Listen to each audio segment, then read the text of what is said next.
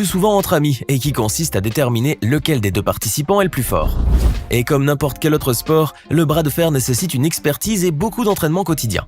Mais saviez-vous qu'il existe de nos jours des professionnels de cette activité? Probablement pas. Aujourd'hui, vous allez donc découvrir l'origine du bras de fer, les règles qui régissent ce sport et surtout, vous découvrirez la vie et l'entraînement des deux champions Alex et Alexander Toprol, qui ne cessent de fasciner par leur force hors du commun. Vous souhaitez connaître ces jeunes hommes que personne ne peut battre au bras de fer? Alors installez-vous bien confortablement, les voici. Les origines du bras de fer. Le bras de fer est une pratique loin d'être née de la dernière pluie. Les premières traces de cette activité remonteraient en réalité au 2e millénaire avant notre ère. En effet, une peinture retrouvée dans un tombeau égyptien représente assez clairement cette pratique qui semblait occuper une place importante dans la société. Après avoir traversé les âges, le bras de fer s'est par la suite retrouvé dans le pays du soleil levant où il s'est largement développé dès 1793. Appelé combat avec les mains, cette pratique était au Japon destinée à travailler la force de chacun des combattants afin de mieux se préparer à la guerre. Et pour cause.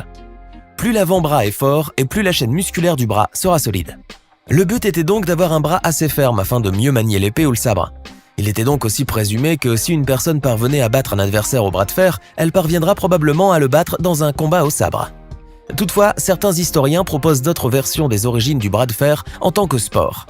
Ils pensent, et non sans raison, que ce sport n'est véritablement né qu'au 19e siècle chez les Indiens d'Amérique. Découvert par les colons aux frontières du Nouveau Monde, ce jeu était en réalité décliné en une version debout et visiblement plus amusante. Cette forme de bras de fer, qui devait se jouer en ayant les bras et les jambes liés, consistait à faire tomber l'adversaire. Plutôt original, non? Toujours est-il que ce sport n'a été véritablement popularisé qu'au milieu du XXe siècle aux États-Unis, quand furent organisées des petites compétitions entre amateurs. En effet, c'est en 1977 que le bras de fer a été reconnu officiellement comme une activité sportive. Et ce n'est qu'en 2001 qu'a eu lieu la première édition du Zloty Tour World Cup, une compétition de haut niveau où chaque année s'affrontent près de 200 participants issus de 6 continents. Le bras de fer, un véritable sport. De ce fait, le bras de fer, bien plus qu'un simple défi entre amis, s'impose depuis maintenant plusieurs années comme étant un véritable sport en compétition. D'ailleurs, il existe désormais plusieurs championnats, aussi bien en France que dans le reste du monde. Tous sont régis par la World Arm Wrestling Federation, ou en français, la Fédération mondiale de bras de fer. Actuellement, les pays qui s'affilient à la WAF sont chaque année plus nombreux. En 2018, la Fédération mondiale en comptait 81, répartis aux 4 coins du globe.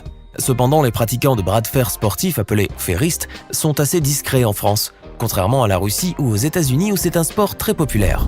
Encore mieux, il s'agit de la discipline la plus appréciée dans les pays de l'Est. De plus, en Suède, les enfants y sont même initiés à l'école, ce qui est vraiment étonnant. En outre, il est à savoir que ce sport, aussi complexe que fascinant, s'adresse à tous, hommes, femmes, juniors, seniors et vétérans. Pratiqué aussi bien du bras droit que du bras gauche, le bras de fer peut être représenté par tous les gabarits et morphotypes. Il y a aussi des catégories de poids, des catégories d'âge et des catégories handisport. Les règles du bras de fer. Comme tout sport, le bras de fer est régi par des règles précises et se pratique sur une table homologuée par la Fédération mondiale de bras de fer. En effet, l'affrontement a eu lieu sur une table réglementaire de 102 cm composée de plusieurs zones. 2 coussins destinés à y mettre le coude, 2 poignées tenues par la main qui ne combat pas et 2 zones latérales. Toutefois, tous ces éléments ne sont pas là par hasard. Ils ont été établis de telle sorte à réduire au maximum le risque de blessure. Mais ce n'est pas tout. Pour que le départ soit équitable, les adversaires doivent avoir une position spécifique avant de commencer le match. Les mains doivent être au centre de la table, l'articulation du pouce doit être visible, les poignets doivent être droits et les épaules doivent être parallèles à la table. Si l'arbitre juge que la position n'est pas correcte, il peut décider de placer les mains lui-même. Une fois que la position est correcte, l'arbitre donne le départ. Et c'est là où tout se joue entre les adversaires. Néanmoins, ils seront encore encadrés par plusieurs règles car ils n'auront pas le droit de lever le coude du coussin, d'en sortir ou même de lâcher la poignée de maintien, car cela serait une faute. Si elle se produit, l'arbitre sera forcé d'arrêter le match pour donner un nouveau départ. Et si une autre faute est faite par le même compétiteur, dans ce cas, l'arbitre liera les mains des adversaires avec une sangle avant de redonner un nouveau départ. Avant de poursuivre cette vidéo, voici la question du jour. Quel compétiteur professionnel de bras de fer est considéré comme le meilleur de tous les temps? S. Option A, John Berzink. Option B, Jack Dempsey. Option C, Gennady Golovkin. Écrivez la bonne réponse dans les commentaires et nous verrons en fin de vidéo si vous avez eu raison. La vie d'Alex et Alexander Toprol. Ainsi, ce sport a pu se développer au point que de nos jours, il existe de véritables champions de bras de fer. La preuve avec les frères Alex et Alexander Toprol. Ces derniers sont devenus de véritables vedettes à travers le monde. Grâce à leur surprenante capacité à gagner tous les combats, ces jeunes hommes occupent une place très importante dans ce sport. Pourquoi ? Eh bien, voici la raison. Alex et Alexander Beziazikov, plus connus sous le nom de Top Roll, sont des Russes installés à New York aux États-Unis. Ils ont emprunté le nom de Top Roll car tout simplement il fait référence au bras de fer. En effet, Top Roll est l'une des 3 techniques les plus utilisées pour gagner un match de bras de fer. Elle consiste à tirer la main de l'adversaire vers soi en utilisant la force de pronation pour lui ouvrir les doigts et le poignet. Les 2 autres techniques sont le hook et la presse. La première fait appel à la flexion palmaire pour crocheter la main de l'adversaire et la deuxième technique consiste à écraser le poignet de l'adversaire en utilisant la force de supination et le triceps. Sans surprise, Alex et Alexander utilisent très fréquemment la technique de Top Roll pour remporter la plupart de leurs victoires. Passionnés, les 2 frères font tout pour devenir un jour les champions du monde en bras de fer. Et ils pourraient bel et bien y parvenir. En effet, d'après les vidéos publiées dans leur chaîne YouTube, intitulée TV Arm Wrestling, Alex et Alexander sont quasiment imbattables. Alex et Alexander sont imbattables. Alexander, âgé aujourd'hui de 20 ans, ne semble pas à première vue avoir une grande expertise en bras de fer. Vêtu de ses lunettes et le plus souvent d'une casquette et d'un t-shirt, Alexander a l'apparence d'un jeune écolier. Et pourtant, il est également un véritable champion en bras de fer dans la catégorie junior. Ce qui ne manque pas d'étonner les personnes qui l'affrontent dans la rue. En effet, Alexander et son frère ont tendance à installer assez souvent une table de bras de fer afin d'affronter les passants. Ainsi, dans une vidéo publiée dans leur chaîne, on peut voir Alexander debout dans l'Union Square à New York et tenait un papier où il était mentionné « Battez-moi au bras de fer et vous obtiendrez 10 $. » Rapidement, plusieurs personnes ont voulu tenter leur chance. Mais c'était sans se douter qu'Alexander était imbattable. Eh oui, malheureusement pour eux, le jeune homme a été à chaque fois victorieux, même s'il ne possède pas des muscles surdimensionnés. La raison ? Eh bien, le bras de fer n'est pas un sport qui teste la force de chacun, loin de là. Pour remporter un match, il faut nécessairement avoir de la technique et surtout une bonne rapidité. La force vient en dernier lieu, en soutien. Par conséquent, le jeune homme a battu ses adversaires avec une facilité remarquable et en un temps record. En général, 1 ou 2 secondes lui suffisent. Alexander est véritablement impressionnant, d'autant plus que cette activité sportive semble beaucoup l'amuser, même au beau milieu des matchs. On peut en effet le voir sourire à plusieurs reprises, tandis que ses adversaires se décarcassent pour le battre. C'est là des séquences aussi surprenantes que cocasses. Toutefois, ces combats dans la rue ne sont pas organisés sans raison. Leur but est de faire la promotion de ce sport tout en enseignant les règles de base aux personnes qui se portent volontaires.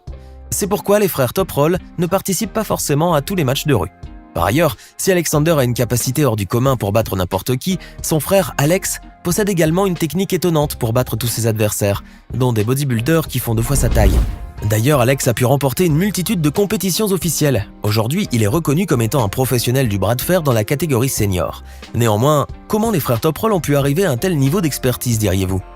Eh bien, cela nécessite des années d'entraînement et beaucoup de persévérance. Que font-ils pour être toujours au top ? En fait, Alex et Alexander Top Roll s'entraînent ensemble depuis environ 6 années. Ainsi, pour leur entraînement, ils peuvent aussi bien se rendre à la salle de sport que jouer à quelques matchs contre d'autres personnes amatrices ou professionnelles du bras de fer. À la salle de sport, on peut voir, grâce aux innombrables vidéos sur leur chaîne YouTube, la manière exacte avec laquelle les frères s'entraînent pour être toujours au top. Comme tout ferriste digne de ce nom, Alex et Alexander se sont spécialisés dans l'entraînement des poignets, des avant-bras, des biceps, des épaules et des doigts, car ces parties du corps ne doivent former qu'un seul bloc. Pour ce faire, les 2 jeunes hommes utilisent un matériel bien spécifique. Cela leur permet de renforcer les tendons et de travailler la force musculaire sans pour autant se soucier du volume. Au fil des années, Alex et son frère sont devenus des ferristes exceptionnels. De plus, pour mieux s'entraîner, les frères Top Roll organisent des matchs afin d'améliorer toujours davantage leur technique. Dans de tels matchs, Alex et Alexander affrontent des personnes d'une force herculéenne. Et malgré cela, dans la plupart des cas, les frères remportent le match. C'est tout à fait extraordinaire. Toutefois, les entraînements quotidiens ne suffisent pas aux 2 jeunes hommes. Ces derniers ont opté pour des régimes très stricts afin d'améliorer leurs compétences qui sont, visiblement, déjà très développées. Il faut bien admettre que ces 2 jeunes hommes ont de quoi impressionner. Maintenant, à votre tour de nous dire en commentaire votre avis concernant le bras de fer en tant que sport. Sinon, c'est John Berzenk qui est considéré comme le meilleur compétiteur professionnel de bras de fer de tous les temps. J'espère que vous avez été nombreux à trouver la bonne réponse. Ce n'est pas fini. Envie d'en voir plus ? Regardez tout de suite une vidéo insolite, pleine de séquences incroyables et de découvertes inégalables sur la chaîne Eureka. Eureka est une chaîne consacrée aux listes insolites qui publie plusieurs fois par semaine des vidéos incroyables sur des sujets inédits. Cliquez tout de suite sur Eureka et découvrez maintenant la toute dernière vidéo de la chaîne. À demain!